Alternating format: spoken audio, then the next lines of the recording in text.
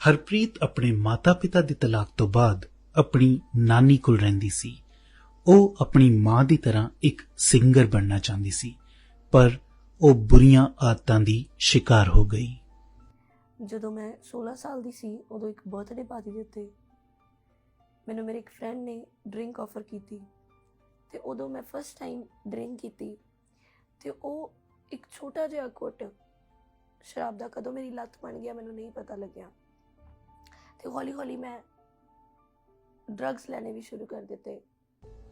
ਹਰਪ੍ਰੀਤ ਦੇ ਘਰ ਵਿੱਚ ਸਭ ਉਸ ਦੀਆਂ ਬੁਰੀਆਂ ਆਦਤਾਂ ਤੋਂ ਪਰੇਸ਼ਾਨ ਸਨ। ਇੱਕ ਦਿਨ ਹਰਪ੍ਰੀਤ ਨੂੰ ਇੱਕ ਕੜਵਾ ਸੱਚ ਪਤਾ ਲੱਗਾ। ਜੋ ਮੇਰੇ ਨਾਨੀ ਸੀਗੇ, ਉਹਨਾਂ ਨੂੰ ਕੈਂਸਰ ਸੀਗਾ ਅਤੇ ਉਹਨਾਂ ਦੀ ਡੈਥ ਤੋਂ 1 ਮੰਥ ਪਹਿਲਾਂ ਮੈਨੂੰ ਇੱਕ ਐਵੇਂ ਦਾ ਸੱਚ ਪਤਾ ਲੱਗਿਆ ਆਪਣੀ ਲਾਈਫ ਦਾ, ਜਿਹਨੇ ਮੈਨੂੰ ਹਿਲਾ ਕੇ ਰੱਖ ਦਿੱਤਾ। ਮੇਰੇ ਨਾਨੀ ਮੰਮਾ ਨੇ ਦੱਸਿਆ ਕਿ ਜੋ ਤੇਰੇ ਫਾਦਰ ਸੀ, ਉਹਨਾਂ ਨੇ ਤਾਂ ਤੈਨੂੰ ਜਦੋਂ ਤੂੰ ਪੈਦਾ ਹੋਈ ਸੀ ਉਸੇ ਦਿਨ ਕੂੜੇ ਦੇ ਢੇਰ ਦੇ ਉੱਤੇ ਸੁੱਟ ਦਿੱਤਾ ਸੀਗਾ।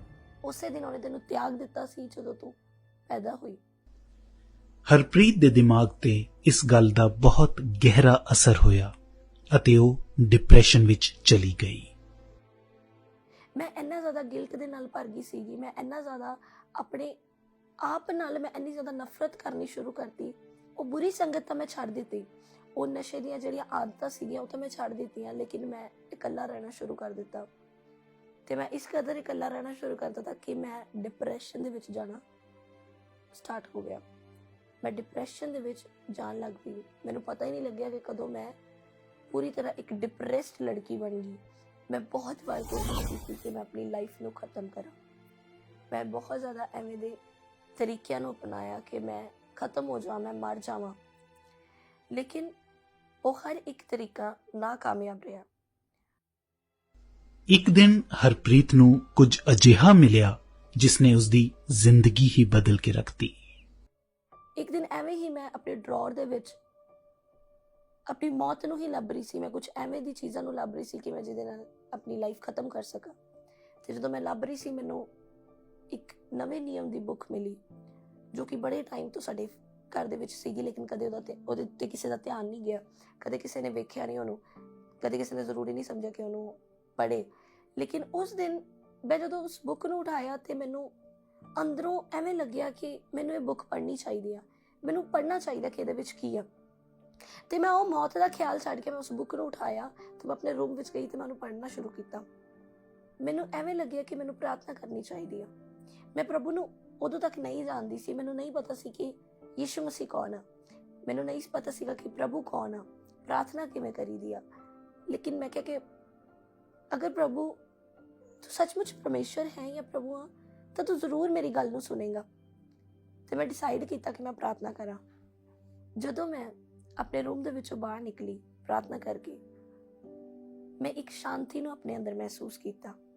ਮੈਂ ਮਹਿਸੂਸ ਕੀਤਾ ਕਿ ਉਹ ਗਿਲਟ ਜਿਹੜੀ ਮੇਰੇ ਅੰਦਰ ਸੀਗੀ ਉਹ ਹੁਣ ਖਤਮ ਹੋ ਚੁੱਕੀ ਆ ਅਤੇ ਮੈਂ ਇੱਕ ਖੁਸ਼ੀ ਦੇ ਨਾਲ ਭਰ ਚੁੱਕੀ ਸੀ, ਮੈਂ ਇੱਕ ਆਨੰਦ ਦੇ ਨਾਲ ਭਰ ਚੁੱਕੀ ਸੀਗੀ।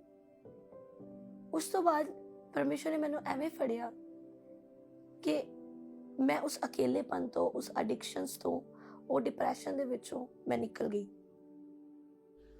ਪ੍ਰਭੂ ਦਾ ਪ੍ਰੇਮ ਪਾ ਕੇ ਅੱਜ ਹਰਪ੍ਰੀਤ ਪ੍ਰਭੂ ਦੀ ਸੇਵਕਾਈ ਕਰ ਰਹੀ ਹੈ।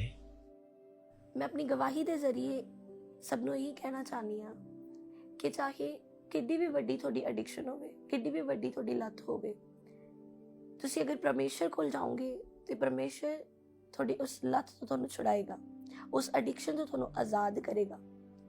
ਚਾਹੇ ਤੁਸੀਂ ਆਪਣੇ ਆਪ ਨੂੰ ਕਿੰਨਾ ਵੀ ਦੋਸ਼ੀ ਸਮਝਦੇ ਹੋ, ਚਾਹੇ ਤੁਸੀਂ ਕੁਝ ਵੀ ਕੀਤਾ ਆ, ਲੇਕਿਨ ਪਰਮੇਸ਼ਰ ਤੁਹਾਨੂੰ ਪਿਆਰ ਕਰਦਾ ਆ ਅਤੇ ਪਰਮੇਸ਼ਰ ਖੁਸ਼ ਹੁੰਦਾ ਆ ਜਦੋਂ ਉਹਦੇ ਬੱਚੇ ਉਹਦੇ ਕੋਲ ਜਾਂਦੇ ਨੇ। ਅਤੇ ਅੱਜ ਜਿੰਨੇ ਵੀ ਮੇਰੀ ਗਵਾਹੀ ਨੂੰ ਸੁਣ ਰਹੇ ਨੇ, ਮੈਂ ਇਹੀ ਕਹਿਣਾ ਚਾਹੁੰਦੀ ਹਾਂ ਕਿ ਪਰਮੇਸ਼ਰ ਚਾਹੁੰਦਾ ਆ ਕਿ ਤੁਸੀਂ ਪਰਮੇਸ਼ਰ ਦੇ ਕੋਲ ਜਾਓ, ਆਪਣੀ ਗਲਤੀਆਂ ਨੂੰ, ਆਪਣੇ ਗੁਨਾਹਾਂ ਨੂੰ ਉਹਦੇ ਸਾਹਮਣੇ ਰੱਖ ਦਿਓ ਅਤੇ ਉਹ ਗਲਤੀਆਂ, ਉਹ ਗੁਨਾਹ ਪਰਮੇਸ਼ਰ ਨਜ਼ਰਅੰਦਾਜ਼ ਕਰ ਦੇਗਾ। ਪਰਮੇਸ਼ਰ ਤੁਹਾਡੀ ਜ਼ਿੰਦਗੀ ਨੂੰ ਬਦਲ ਦੇਗਾ। ਜਿਵੇਂ ਉਹਨੇ ਮੇਰੀ ਜ਼ਿੰਦਗੀ ਬਦਲੀ, ਪਰਮੇਸ਼ਰ ਤੁਹਾਡੀ ਜ਼ਿੰਦਗੀ ਬਦਲ ਦੇਗਾ।